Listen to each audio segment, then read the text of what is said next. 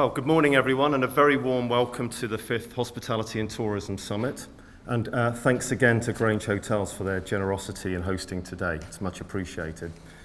I'd also just like to take this opportunity up front to make another thank you and also congratulations to Martin Couchman, who retired this year after 23 years of dedicated and outstanding service for the BHA. So I think a big thank you to Martin.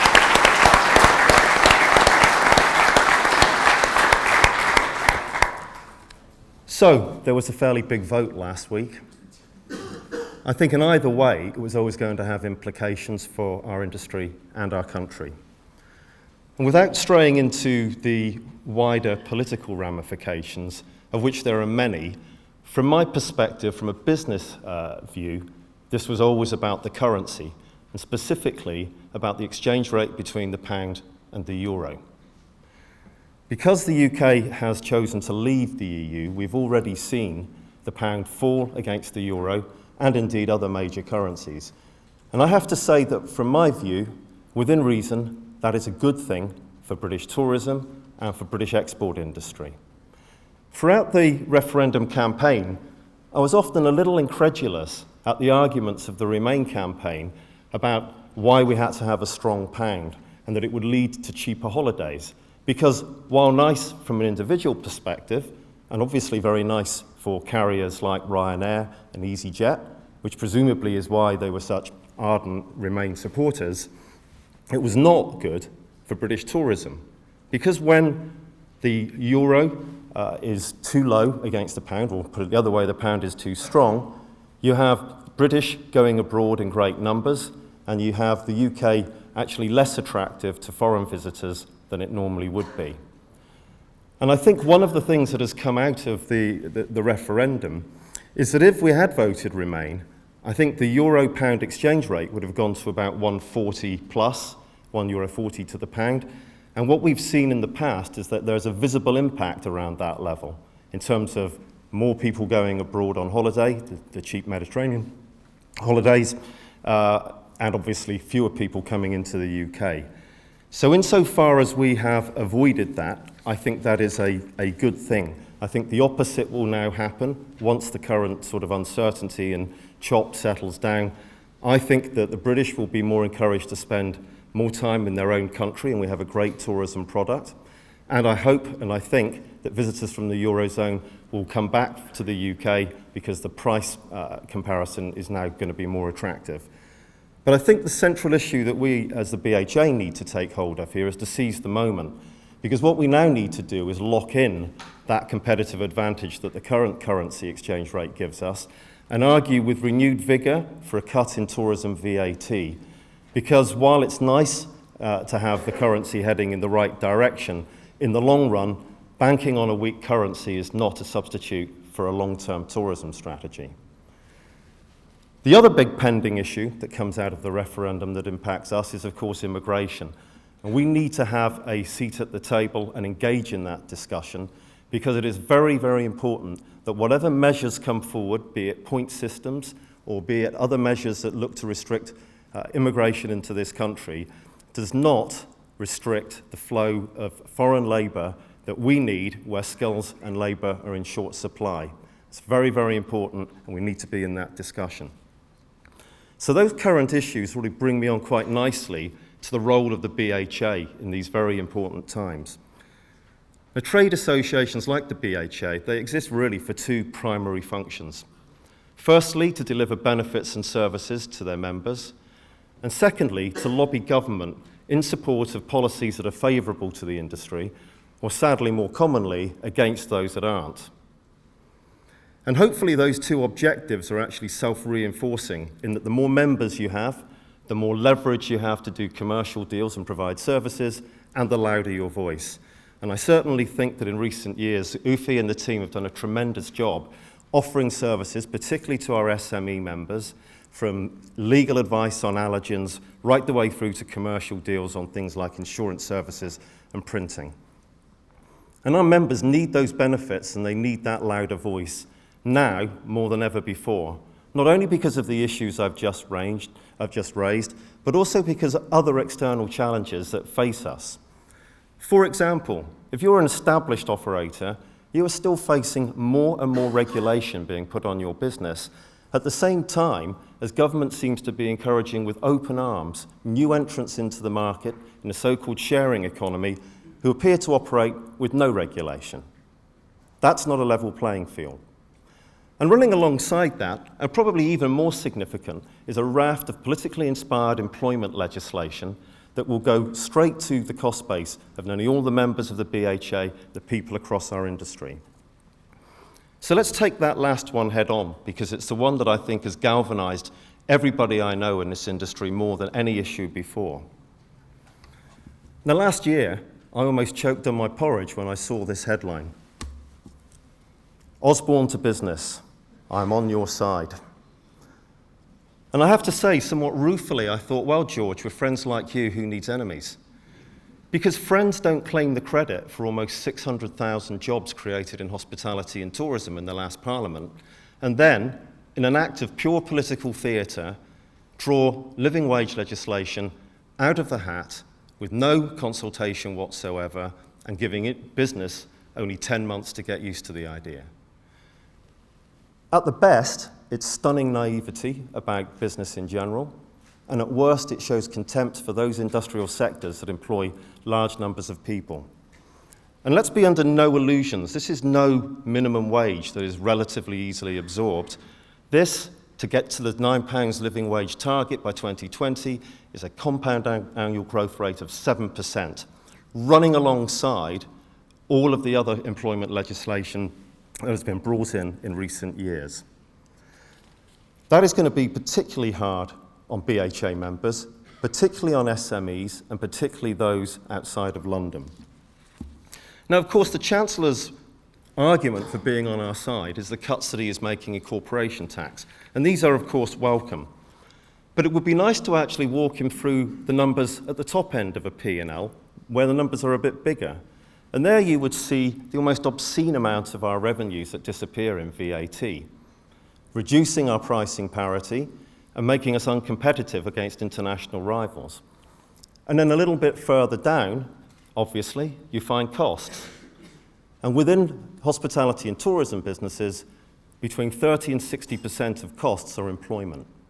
QED, externally induced rises to employment, will have a direct impact on profit. Now, again, the Treasury would make the argument to this is that we all need to improve our productivity. And indeed, nearly everybody I talk to around the industry is using the P word more than any time in our past. But I think there's an important nuance here, because I think what the Treasury means by productivity is getting more output from the same resource. Whereas I think in the real world, businesses will look at getting the same output from less resource. In our business, that resource is people, and if people become more expensive due to employment legislation, there is a high probability that the net result will be fewer jobs. Now, we don't know all of that for sure, and that is one of the reasons why the BHA, in league with the ALMR, have basically commissioned the KPMG report, which will be covered later in this summit, to get further insight into that. But what we say right now is that everybody wants to pay fair wages, and we are all, as an industry, more than willing to engage in discussions as to how to achieve it. But, I'll say it again, it is simply not acceptable to drop this sort of legislation on the fourth biggest employer in the UK economy without consultation, particularly given that that industry played such a major part in reducing youth unemployment over the last 5 to 6 years. The risk, very clearly, is a reversal of those employment gains, both in the parts of the country and amongst the age group that can least afford it. The answer, therefore, is for government to talk to us and listen. They haven't been doing that so far, so we need to shout louder. And to do that, we need to really, truly speak for our industry by attracting more members. In the last year or so, that is already happening. The membership drive, but more and more people galvanized by this issue have been coming to the BHA and joining. But Ufi and the team need all of your support to get even more people on our side so that our voice can be louder. Because this really is a great industry which we should all be proud of. It plays a vital role in the UK economy, and now more than ever, governments, present and future, need to take it much, much more seriously. Thank you.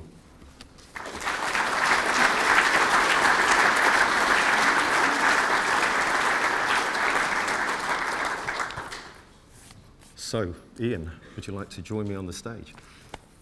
Are you sitting down? Yeah, let's Yeah.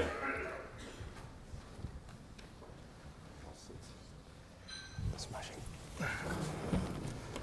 Well, thanks for a fascinating speech there, Nick. Before we talk about some of the industry issues, to continue with the referendum issue, I mean, you've given quite a sunny analysis almost there in terms of the opportunities that it creates for the industry, but I just wonder what priorities the industry is going to have in terms of dealing with the devaluation. I mean, we've had devaluations in the past, and business have just banked the gains with higher margins. They haven't really done much to bolster underlying productivity, so that when sterling's gradually appreciated again, there's been no sort of long-term benefit.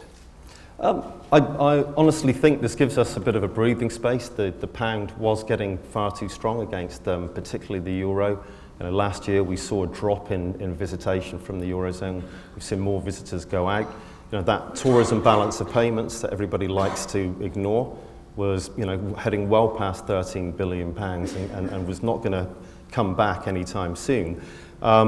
But businesses face a lot of challenges, and I think that if we have a more competitive currency, then we basically will reinvest in the businesses. And I think it's the same argument as VAT. If we could achieve the cut in VAT from 20% to say 5 or even 10, some of that can be taken as price reductions to the consumer. Some of it can be used to offset some of these big hits to the cost base that are coming from basically employment legislation. So I think we've got to seize the moment. As I say, I feel positive. I think right now, although there are lots of other issues, and I don't want to get too drawn into all of those, if the vote had been Remain, I'm sure the euro-pound exchange rate would have been 140 plus, and I think we would have all been staring quite difficult times, those of us that depend on not just foreign tourism, but UK-based tourism for our leisure visitation. Now, during the speech, you were quite clear there you don't think the government is paying enough attention to the industry. Why do you think that is? I think historically this industry has always been extremely fragmented, so governments found it very easy to sort of divide and rule and pick off different companies or sectors. The other sectors normally have 3 or 4 really big companies that tend to sort of speak for that industry and are much more effective at lobbying. We've not had that. I think this is the moment and the opportunity, and I think the BHA, and it's one of the reasons why I sort of came on board and I'm so enthusiastic in supporting what Ufi is doing. The BHA is, I think, the vehicle to do that, to be the ones that can engage in government and give a coherent response to planned initiatives, but also to suggest more enlightened legislation that helps the whole industry. Well, Mr. Cameron said the other day that he was stepping down by the time of the Conservative conference. If you were PM for the day, what would you do to help the industry? What are the things that you could do? Well, as PM for the day right now, I think I'd get a very large bottle of whiskey. And, I think, as I say, I think there's a lot more enlightened policies that can be taken with discretionary tax cuts. And I know I bang on about it a lot, but we've proven the case for the discretionary cut in VAT. We ran it through the Treasury's own model. I think there are other sectors where the same thing can be done to basically get an enlightened industrial strategy. At the end of the day, as in all of our businesses, the economy is about value propositions, and it's about the quality of your product versus the price.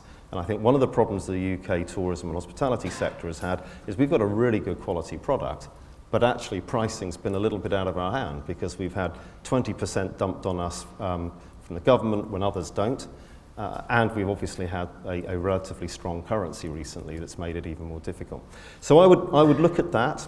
I think with regard to, without again trying to much as it's very exciting to think about being Prime Minister for the day, I think for our industry, I believe there should be a tourism minister. I believe they should sit in business rather than DCMS. I think they should work across government departments and actually take what is the fourth biggest industry in the UK much more seriously. I mean, this is the industry that, as Ufi has already said, has a direct impact on 4.5 million jobs. That's a lot. And a lot of those jobs are entry-level jobs for people into careers. Those people that haven't necessarily always gone to university or whatever else, this is the industry that can give people very, very fulfilling long-term careers. Now, you've talked a lot about the regulatory overhang, these extra burdens placed on you by the government. But what are the other big asks for the industry right now, would you say? Well, I would like to see more investment generally around the UK tourism product and infrastructure. Again, this comes out of that same approach, which is, we'll only move forward if we take a holistic view of what the industry needs, and that is everything from, are our transport systems, our airport hubs fit for purpose? Is our pricing proposition right? Are we investing in conjunction with the government enough in training and development? So I think it's that holistic approach that needs to be taken. And at the moment, I think although there's some lip service played to the engagement, I don't think it's serious, and it's not anything that is manifesting itself in positive, proactive legislation that helps this industry. So are there other business sectors from which the hospitality sector can learn? Or are there other hospitality sectors in other countries from which you can learn as well? Well, I think if you look at other countries, I think it's been quite interesting. If you look at the United States, who have totally embraced tourism now as a major industry. You think how successful the American economy is. But, President Obama himself led a cross-government task force. He set that up to make sure that all the departments were joined up so that you have everything now from much easier visa access to get into the United States.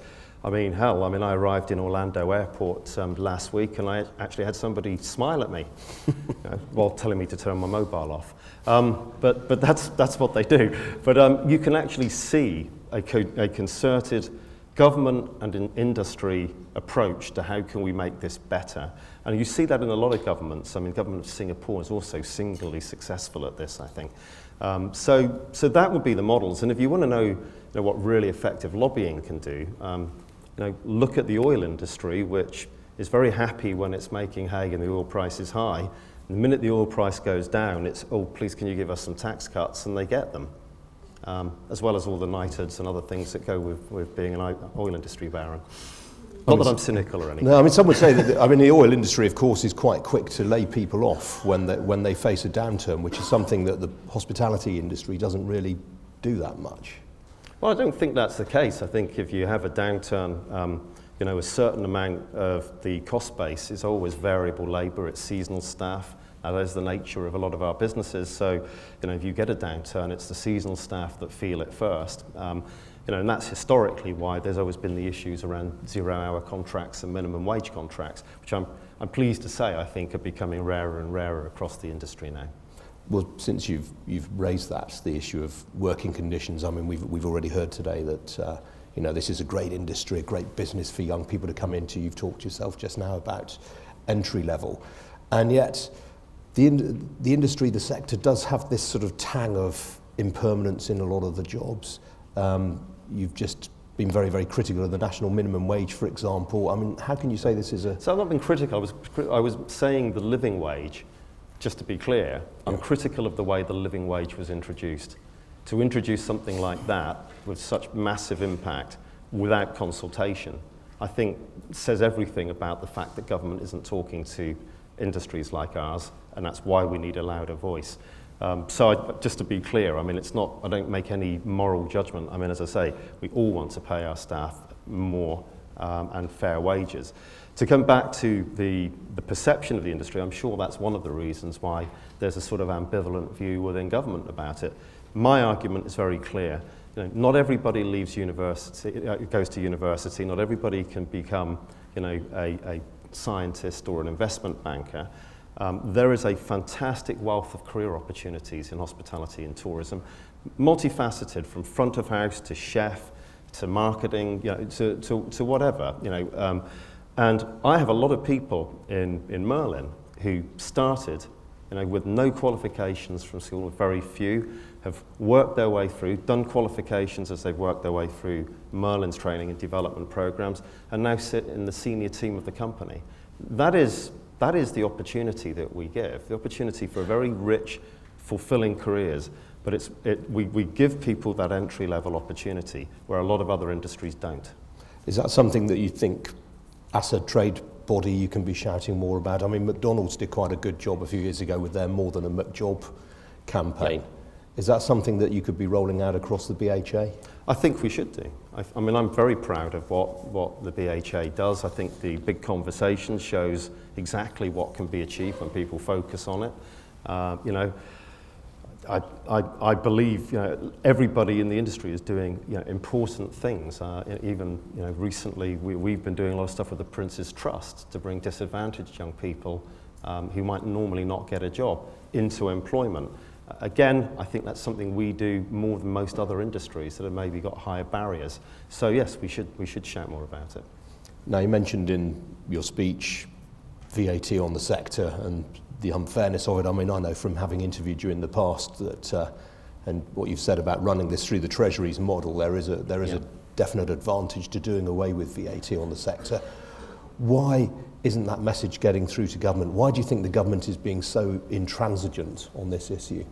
I think their argument to our face is we won't entertain anything that is negative impact in year one. They want it to be neutral or positive. That's not possible when you're looking at something as dramatic as that. We've shown that the sort of £700–800 million hit will actually be in the black by year 3, year 4, which makes it one of the quickest paybacks of anything. But the truth of the matter is, when it's politically expedient, the government is quite happy to commit to things that are running a negative in the first few years. And therefore, the question must be, why isn't it politically expedient? And that comes back to the lack of voice, and it comes back to our need to shout louder and harder, and to get somebody in government that actually champions our industry. I think that's incredibly important. I mean, some could argue then that, given the current circumstances, I mean, austerity might well be off the agenda now if the government has to if the government has to pump prime. This is a perfect opportunity, actually, for the government to show a bit of flexibility, some would say. Yeah, I mean, I would like to think that coming out of the Brexit decision is a new impetus to put a proper industrial strategy together that takes in the importance of the fourth biggest industry in the UK and a very large employer, and looks in the round, as I've said already, at all the issues that can make it better. As a group of people, as a group of businesses, we're really, really anxious to engage in that.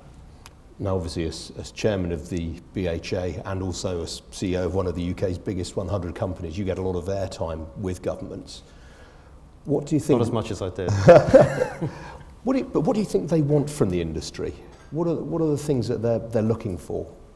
Well, I could say in the negative that what they want is for us to just roll over and go along with all of the legislation that they're passing, and to go away when they tell us on policies we think are helpful. I think more positively, youth unemployment is a lurking danger. Always. You only have to look at the situation in Spain and Italy, where you have approaching 40–50% of 16 to 25-year-olds out of work. And I think that and the training agenda around apprenticeships, those are areas where the government has an agenda that I think is relatively clear, although, again, even the apprenticeship levy is not properly thought through at this point. And that is where we can offer them a partnership to engage properly to make these things get executed in the way they can be to everybody's benefit. But our real role is to help to make the UK economy more competitive, to generate more tax revenues by our success, and as I say, to give young people careers and job prospects going into the future. I mean, there are a lot of mutual shared aims between the industry and government, aren't there? I think so. I think the biggest problem is that we don't really at this moment have anybody to sit down around the table with, because ultimately, my experience over the last 5 or 6 years, when I've had the odd discussion with Downing Street or government, is nearly all roads lead to the Treasury and to the Chancellor, and that is a very, very difficult door to get open. But ultimately, if you want anything done, that's the place where you've got to make the decisions count. I can tell you as a broadcaster, it's quite difficult knocking on his door at times as well. I can believe it. Right, the last question, the one on everyone's lips, even more than the referendum, who's going to win tonight? Well, I was more interested in the rugby result over the weekend, but I've got to hope that England can beat Iceland. You have to, haven't you? I've got to. Ladies and gentlemen, your chairman, Nick Varney. Thanks very much.